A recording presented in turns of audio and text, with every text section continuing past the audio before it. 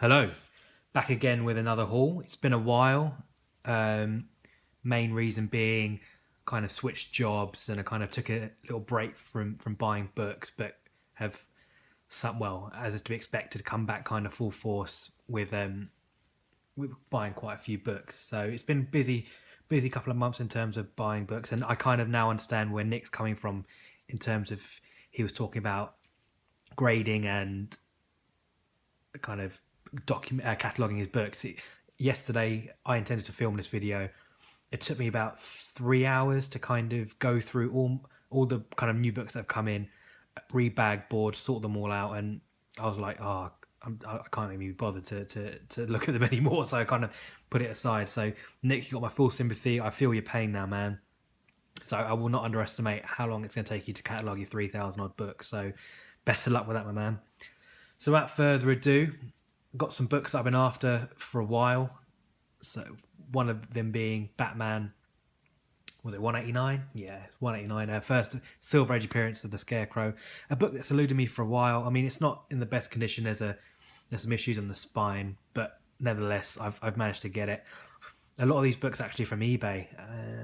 I think it's probably about an even split between eBay and kind of comic book stores and such and trades. I have been after this for a while. And eBay, I spend a lot of my time on eBay. There are so many deals to be found, but there are not enough hours in the day to do it. But I've just got into the habit now of kind of trawling eBay, and you find some gems. There was a lot. I think there was a clearance of someone. People who don't normally sell comics, they kind of went into a house. Obviously, they bought a collection without knowing really what it was, and they kind of put it on eBay and let it go for what it went for. So I mean, it wasn't a steal because obviously people knew what this was, collectors knew what this was. So I had to be sharp with the bidding. I think I paid a fair price compared to what the market is. I'd put this book in kind of a VG, kind of a 3.5 maybe, but still it's a good solid copy with no major issues. So happy to have it. Another book that I've been after is Fantastic Four issue number 36. I know it kind of heated up for a while. And then I know there were some rumours about the movie Inhumans movie being cancelled, whatnot. I didn't really get into that, but I've been after this book for a while. I love this cover anyway. It's a book that I wanted way before all the hype, purely because it's such a cool cover with kind of Medusa with all the hair taken off the page. And it's just a very very cool Kirby cover. So it's something that I've been after for a while. I managed to get it. Again, it's not in great condition. I'd put this probably again a good plus or whatever. It's a solid reader copy.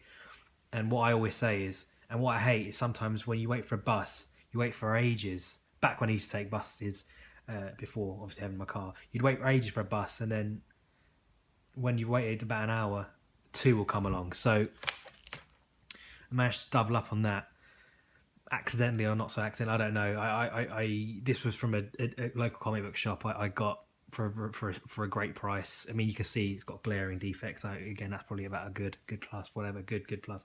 Apart from that kind of issue there, it's actually all right. It's a solid copy.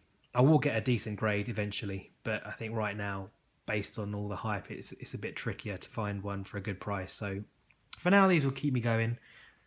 So I'm happy to have been able to get at least a couple of copies of that. And you can't get a first Medusa without having 45. Got it from the same comic book store I got that comic book from. I guess they got this as a pair. Not a great copy. A lot of problems with the spine, but everything's still attached. Cover's still attached. Staples still attached. Can't really grumble. A good solid reader copy. So again, until I can kind of get a decent solid book, this will more than keep me going. So it's always good to add some books to the Kirby run of FF. Before I carry on some books, I'll take a little detour. As many of you know, I like to collect Overstreet books. I've got how many have I got? I've got 6 spanning across all 7 actually already, including this year's one so far. I want to try and get them all basically across. I think what we were 45, 46. So I got this one, which is I love the cover. Some of the covers are awesome. This one's really good. Who did this? I don't know if it's Infantine. I don't know. But nonetheless, this is from 1993. It's always cool to read the old articles of how the market. You look at that, $8,250 for a high grade Spider-Man. This is obviously before CGC, so yeah, always good, interesting to see how the market was. So that's the 23rd edition. This is obviously based on the EC comics. This is from 1979. Really happy to get this. It's a Wally Wood cover based on the EC comics. Again, it kind of breaks my heart a little bit to read the price. I try to avoid the pricing because how you see how much things went back then. It kind of, I mean, some books still had decent value. I mean, relatively speaking, in terms of taking inflation out of the equation, some of the books are still quite pricey even in 79. So it's interesting to see how the market's progressed. This next one is probably my favourite cover out of them all. This is a Schomburg cover. This is the 10th, so this will be 1980. Look how awesome that is. A real golden age Alex Schomburg cover. Beautiful. I when I saw that, I was like, well, I need to have that no matter what. It's just an awesome Marvel cover. Timely cover even, sorry. Timely cover. Yeah, beautiful. I could look at that literally all day. And then finally I got number 30, so from the year 2000. Again, a very cool cover. I don't know who the cover artist on this is, but again, it's based on EC. No, I don't know who it is, but yeah, awesome. It's just awesome stuff. I mean, if you see these going for cheap, just pick them up. I mean, I got these for like £4 each, something like that, on eBay. Again, just through sheer determination and just searching for random things every day, you come across some gems. So yeah, back to the books. Another eBay purchase. This is again from someone who'd done a kind of an attic clearance, a loft clearance. This is a Ditko issue. This is issue number 26. Very cool Green Goblin appearance there. I want to. My main aim for Spider-Man is to complete the Ditko run first. I'll pick up issues as and when, but Ditko for me is something I want to kind of complete and focus on. So if I can get the Ditko issues for a good price, I'll definitely be going for those. Ideally in Raw. I mean, in an ideal world, I'll have slab copies to enjoy the covers and try and get at least nice looking covers, to nice slabs to enjoy, and then kind of reader copies that I can actually dip into and read. In an ideal world, but that might take years, but got a lot of years ahead of us as collectors, so we can take our time. Issue 27. This is another beautiful cover. It's the first appearance of, or some kind of, I can't remember the significance of the issue off the top of my head, but it's just a beautiful cover, beautiful blue background, really vibrant cover, all sorts of yellows, greens, blues, just a beautiful, beautiful cover. Again, something that you could look at for a long time and not get bored of. There's some spine issues, but I think this would probably be a VG plus without the spine. Yeah, I'd say about a VG plus. Just, again, beautiful. I could look at it all day. A lot of times when I do these videos, I just stare at the books. I don't really talk much, so excuse me. And then issue number 30. Again, another very cool cover. A real action pose with Ditko's Spider-Man there, which is nice to see. He never lets us down with his covers. So yeah, that's a few Spideys that I'm really happy to have picked up.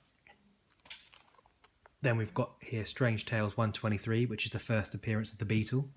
A really nice copy that popped up on one of my local comic book stores. So we snagged that as soon as I saw it. Cover's not too tanned. It's it's not pure white, but again, it's not too cream. A lot of these Marvel 60s covers suffered from having quite severe browning, but this one looks to have survived, and it's a real solid copy. So yeah, can't really go wrong. First Beetle, so really happy to have that. Then we've got Where Monsters Dwell, issue 21. So for me, I would love to get a Strange Tales 89, which is, let me try and move this back slightly, move my tripod back. Is that gonna, that's a bit better. I would love to get the first Fin Fan Foom, but until then I've got the reprint. So for all you guys who want Strange Tales 89 but are priced out of it at the moment, Where Monsters Dwell 21 is your best bet, is your alternative. It's to reprint, and it's It's faithful to the original. It's still a beautiful cover. The orange and red really does work with it. Actually, I know it's the blue cover on the original Strange Tales, but this actually does work, and it's very vibrant again. So you can't really go wrong. And these are still very affordable. So I'm sure you find these in you kind of bargain bins, or Where Monsters Dwell is not a very highly sought after book, so it shouldn't be too bad. Oh, it shouldn't be too hard to get even. So keep an eye out for that. And then again, something that I could look at all day. Strange Tales, issue 167, a Steranko masterpiece. Again, this is a kind of a book that always, or not always, majority of the time suffers from browning on the cover because it's a white book. But I was relatively lucky. I don't know if the light. I mean, the light in here is pretty crap, so it does look kind of quite tan, but in hand it's not as bad. My lights in here are a bit yellow. Ideally, I need to go to a place where I've got LED lights so you can see the true colours of it. But trust me, it's not too bad. It's a beautiful cover again. Just a classic Steranko cover, and it's something that should be in every collector's short box or shelf. So yeah, can't say enough about that book. And then we've got Superman's pal, Jimmy Olsen, issue 135. I need to get back into I had basically the first Darkseid appearance, well, 2 appearances, cameo and full appearance, but I got rid of it when I had a cull, and I've now come to my senses, and I'm thinking, do you know what, if I don't get it again soon, I'm going to be priced out when Batman vs Superman comes out. I was watching Lords of Longbox Roundtable. Great work, guys. Enjoyed it. The 2-part series. Keep them coming. And I agree with Big To Do in terms of, I think Darkseid is going to be rushed to the screen. I think he's their big draw, isn't he? He's their big supervillain. So if you haven't got it, start looking for it, but don't get it before me because I need a copy. So yeah, Kirby masterpiece there. Great cover.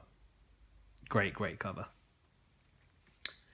And then we've got Strange Tales issue 130. This is an appearance with the Beatles. Again, it's just a very kooky, just a kooky cover. The Thing always makes me laugh there. Just a cool book to have nonetheless. I mean, the Beatles obviously were massive in pop culture in the 60s, having appeared in Batman and in Strange Tales. So again, it's just a cool piece of comic book history. If you haven't got it, get it. Let's take this chunk of books out. Put you on there. And then, there we go. Oh, there you go. I guess it's because I'm... yeah. Okay. Anyway, first appearance of Mockingbird. Issue number 95. I broke my rule in terms of buying a pence copy, but it was for a decent price compared to what they're kind of going for. It's a great cover again. I love the green hue kind of blending out into blue. And, you can't really go wrong. So, got it. Marvel Team Up number 95. And then we've got House of Secrets. What's this? Issue number 95. A beautiful Nick Cardy cover. As I said previously, I love the DC horror books. They're always fantastic covers. I mean, but there's so many to collect. There's House of Secrets, there's House of Mystery, there's Witching Hour. There's so many books to try and collect. And they've all got fantastic covers. And Neil Adams does a lot of good work on those that I'm trying to collect again. I'm trying to collect all Neil Adams covers. So for DC especially. Marvel's not so hard, but DC is obviously a bit of a challenge. So I'm trying to get all his covers, but this was just a no-brainer. Nick Cardy, a great artist. I love Nick Cardy's work. On Aquaman, he did some great book covers. I think all around, Nick Cardy's just a fantastic artist. Quite underrated. I mean, in a lot of top tens, you don't hear his name pop up. You'll hear the usual suspects like Steranko, Ditko, Kirby, Nick Cardy, Gene Colan, Mike Ploog. They're all in mine. But yeah, can't really go wrong. This was inspired by ETA Nick watching his collection videos. I love Christmas as do most people, but so much so that I listen to Christmas music and Christmas songs throughout the year, not just at Christmas as a little pick me up if I'm I'm bogged down at work, or if I'm, feeling a bit pissed off, I'll stick on some some Christmas music. As sad as it sounds.